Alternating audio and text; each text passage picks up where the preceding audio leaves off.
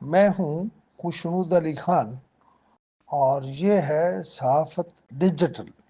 امریکہ کے صدر Donald Trump Iran پر حملے اور گرین لینڈ پر قبضے کی کوششوں سے دستبردار ہونے پر مجبور ہو گئے ہیں۔ نیٹو اتحادیوں کے دباؤ کی وجہ سے صدر ٹرمپ کا کہنا ہے کہ وہ گرین لینڈ کے خلاف طاقت کا استعمال نہیں کریں گے۔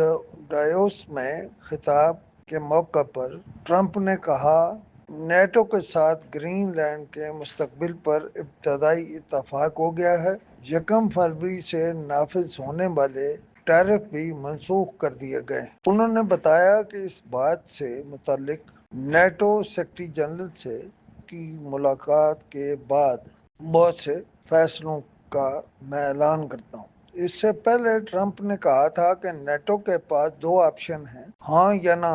ہاں کریں تو خوشی ہوگی، نہ کریں تو امریکہ یاد رکھے گا امریکہ کا گرین لینڈ پر گولڈن ڈوم دفاع نظام بنائے گا۔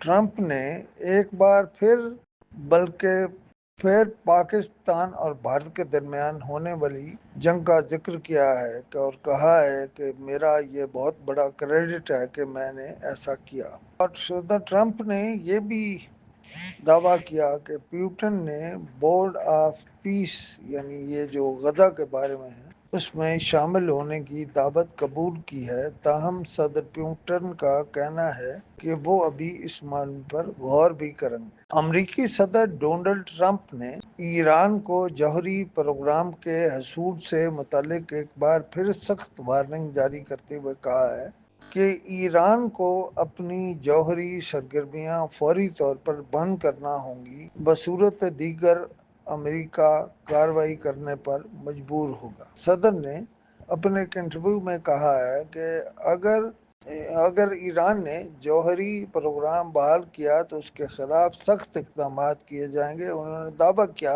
کہ ماضی میں امریکہ کی کارروائی نے ایران کو جوہری ہتھیار بنانے سے روک دیا۔ ڈونلڈ ٹرمپ کے مطابق اگر امریکہ نے ایران کے ایٹمی تنصیبات کو نشانہ بنایا ہوتا تو ایران 2 ماہ کے اندر جوہری ہتھیار حاصل کر لیتا۔ انہوں نے کہا کہ ایران کو ایٹمی ہتھیار حاصل کرنے کی کوشش ترک کر دینی چاہیے۔